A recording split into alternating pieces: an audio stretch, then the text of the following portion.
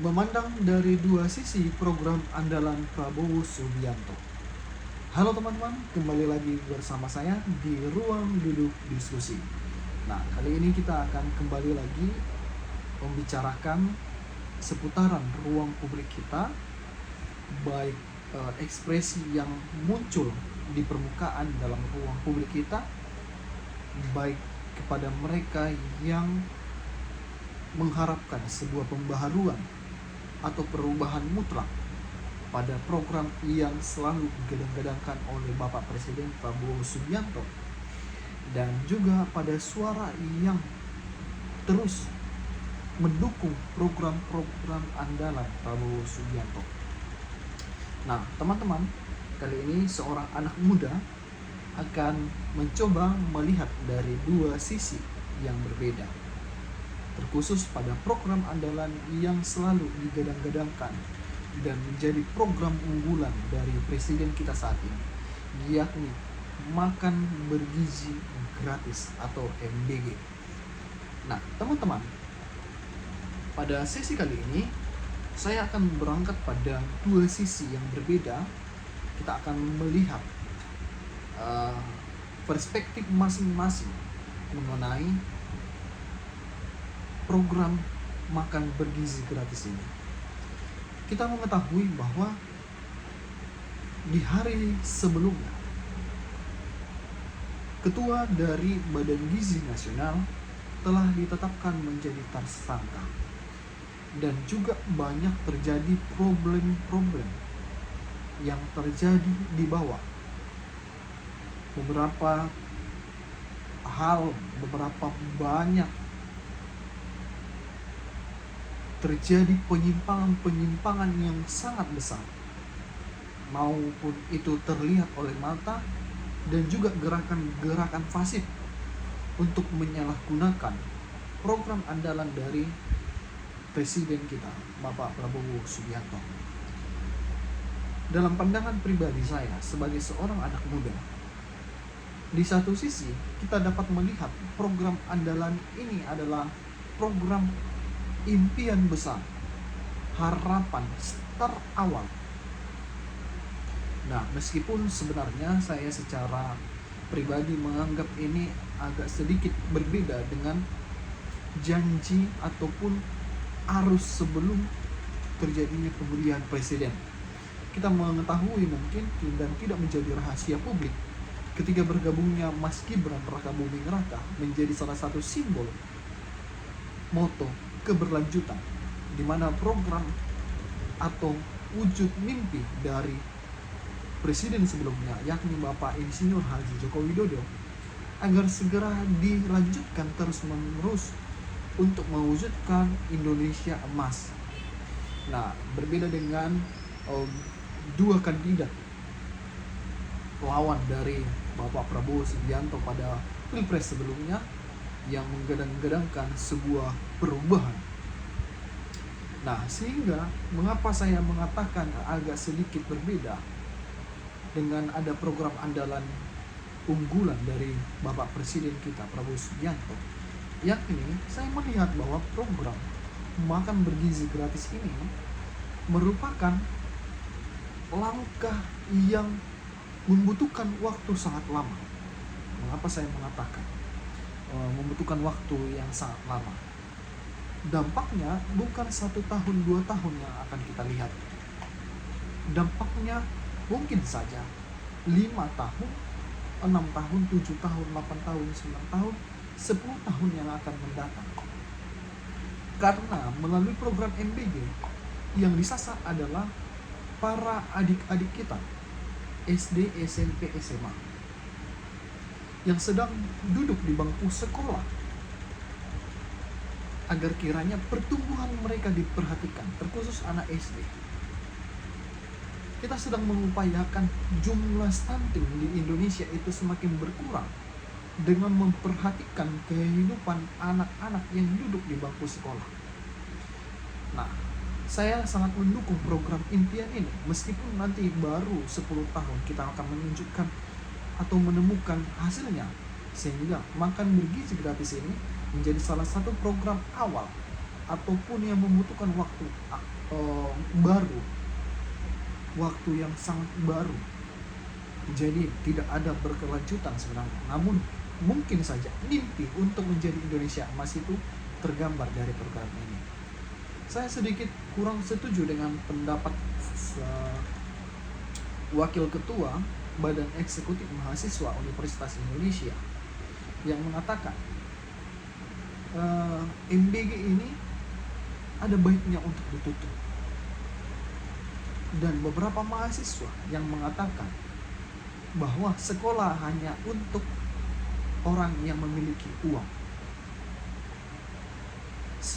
Saya agak sedikit mempertimbangkan maksudnya, apakah maksudnya sedang mengatakan bahwa tidak layak untuk memberi mereka anak sekolah ini untuk makan bergizi gratis karena mereka adalah orang yang mampu, atau ada sebuah maksud atau tujuan tersembunyi dari kalimat bahwa menunjukkan kritik yang tajam kepada pemerintahan untuk lebih memperhatikan anak yang belum sekolah, untuk diberikan ruang untuk bersekolah.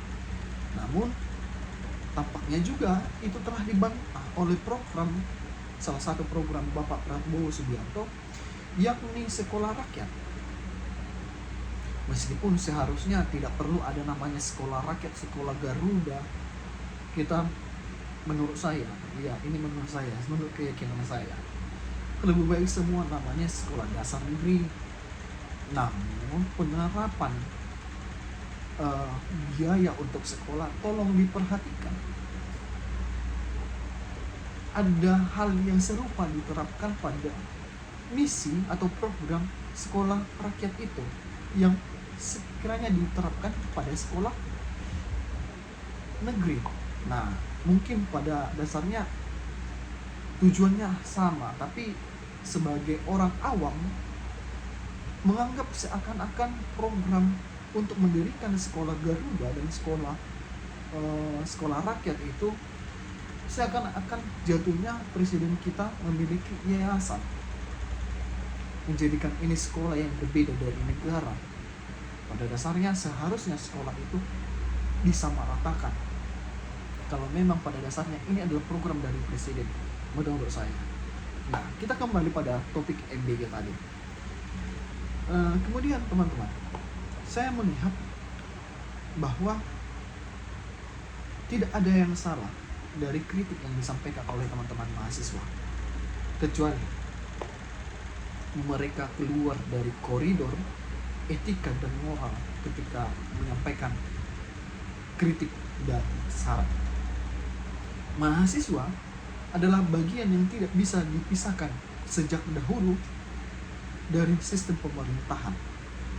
Mahasiswa hadir memberikan solusi, hadir untuk melihat dan menyampaikan aspirasi apa yang dialami oleh rakyat, sehingga kita selalu melihat dalam ruang-ruang paripurna dan ruang-ruang pemerintahan lainnya, mahasiswa sering diikut sertakan untuk bertukar pikiran, bahkan mendengarkan keluh kesah mahasiswa. Nah, namun ketika mahasiswa itu keluar dari koridor etikanya, mengatakan diri kritis namun tidak beretika, nyatanya adalah salah. Kemudian teman-teman, saya melihat bahwa program dari makan bergizi gratis ini saya berharap terus dilanjutkan. Mengapa? Karena dampaknya begitu besar menurut saya. Mungkin teman-teman yang berasal dari kota akan menganggap makan bergizi gratis ini adalah suatu program yang menghabiskan anggaran saja. Nah, bahkan ada pemikiran yang keliru yang membandingkan program makan bergizi gratis ini menjadi penyebab anjloknya rupiah. Ini adalah pemikiran yang sangat waris sekali. Nah, kemudian teman-teman, mengapa saya mengatakan ini program yang sangat bagus? Bahwa saya juga berasal dari desa, anak dari pinggiran. Nah, Jadi seringkali saat kita berkomunikasi kepada orang tua, kita mendengar bahwa ada dampak yang luar biasa yang dirasakan para orang tua ketika memberangkatkan anaknya, yang selama ini mungkin memberikan uang jajan untuk anaknya. Sekarang ketika MBG masuk ke sekolah-sekolah, pintu-pintu sekolah, akhirnya orang tua tidak lagi memberikan uang jajan ataupun sedikit mengurangi beban orang tua, yang seharusnya orang tua menyediakan makanan namun terbantu. Seharusnya orang tua berpikir 2 kali untuk memberikan lauk bekal kepada anaknya mau sekolah, namun pada akhirnya terbantu dengan kehadiran MBG. Meskipun untuk pukul rata sama ratanya itu berbeda. Nah, banyak ruang-ruang pendidikan kita yang mestinya perlu diperhatikan menurut saya. Perlu pengawasan ekstra kepada dana yang diberikan dalam sekolah. Pemerhatian gedung-gedung sekolah perlu diperhatikan dengan memperhatikan dana yang turun pada setiap sekolah. Itu untuk menurut saya melihat dari sisi negatif, mohon maaf teman-teman, yakni sisi positif dari MBG. Namun kita mau melihat program ini dari segi negatifnya. Nah, segi negatifnya menurut saya adalah ketika juru-juru bicara yang disampaikan atau yang ditempatkan oleh kepresidenan kita, pemerintahan kita, yang selalu bercerita bagaimana penyaluran program makan bergizi gratis ini ke sekolah-sekolah, berjuang menyampaikan ini, berjuang untuk menyalurkan makanan bergizi gratis ke setiap sekolah yang ada di pelosok negeri, harus melewati medan yang sangat ekstrim. Tapi ini menjadi lucu. Mengapa saya mengatakan ini lucu? Kalau memang pada dasarnya kita menceritakan bagaimana rusaknya jalan atau medan yang akan dilalui, mengapa tidak jalannya juga diperhatikan? Kita menggunakan contoh logis. Apabila yang menyalurkan ini adalah mobil dan masuk kepada pelosok negeri yang jalannya masih lumpur, apakah perjuangan ini yang harus diceritakan? Menurut saya tidak. Yang perlu diceritakan adalah bagaimana jalannya begitu rusak, dan pada akhirnya baik pemerintah daerah, provinsi, bahkan pemerintah pusat memberikan perhatian khusus pada jalan yang rusak. Seharusnya ketika laporan tentang kendaraan yang digunakan mengalami kerusakan karena jalan rusak mencapai pada angka 2 juta. Ini kita menggunakan logika sederhana. Ketika jalan rusak, itu menyebabkan kendaraan penyalur MBG itu harus diservis sampai 2 juta.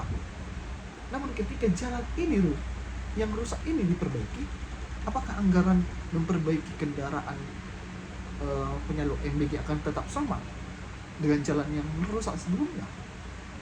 Jawabannya pasti akan tidak.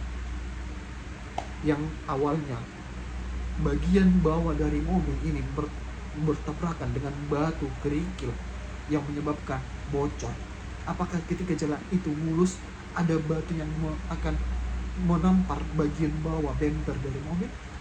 Jawabannya tidak. Sehingga agak sedikit keliru ataupun miss di sini. Dari pemerintah pun tidak ingin melihat celah ini. Nah, jadi bisa saja program ini tetap berjalan, namun sambil ingat untuk menegur pemerintah daerah apabila itu adalah jalan daerah kabupaten kota. Apabila itu jalan provinsi, tegur ke gubernur, pemerintah provinsi untuk kiranya segera memperbaiki jalan atau medan. Dan ketika ada laporan bagaimana antusias sekolah yang hampir miring menerima kehadiran MBG, mengapa bangunan sekolahnya tidak diperhatikan? Itu adalah jawaban pertanyaan yang sangat logis untuk diterima. Sehingga pada akhirnya kita saling berkolaborasi bersama, baik pemerintah maupun mahasiswa. Mahasiswa dapat memberikan kritik namun juga tidak anti kritik. Demikian juga pemerintah bisa menghidupkan anti kritik. Tapi kembali lagi saya katakan, setiap aspirasi yang disampaikan oleh teman-teman mahasiswa ataupun masyarakat di bawah harus mengedepankan etika moral untuk menyampaikan pendapat. Sehingga teman-teman, kesimpulan dari video ini, kita melihat pada dua sisi bahwa program makan bergizi gratis ini memiliki dampak yang sangat besar untuk kesejahteraan anak-anak yang sebagai penerus generasi bangsa ini ke depannya. Namun di satu sisi juga pemerintah harus memperhatikan bagaimana fasilitas-fasilitas umum yang perlu dibenahi, bukan menjadi bahan cerita bagaimana suatu perjuangan pemerintah menyalurkan makan bergizi gratis ini. Namun baik jalan atau medan yang dilalui dan juga aspek bangunan secara fisik yang harus kita perhatikan bersama. Untuk itu saya mengajak Bapak Ibu pemerintah kabupaten kota dan juga Bapak Ibu pemerintah provinsi dan juga dengan Bapak Ibu yang memiliki kekuasaan dan jabatan dalam pemerintahan kita di Indonesia, mewakili kaum muda, kami sangat mengapresiasi program yang dilakukan oleh Bapak Presiden Prabowo Subianto. Namun juga kami memohon untuk segera Bapak memperhatikan bagaimana fasilitas-fasilitas yang ada saat ini. Akhir kata saya ucapkan terima kasih.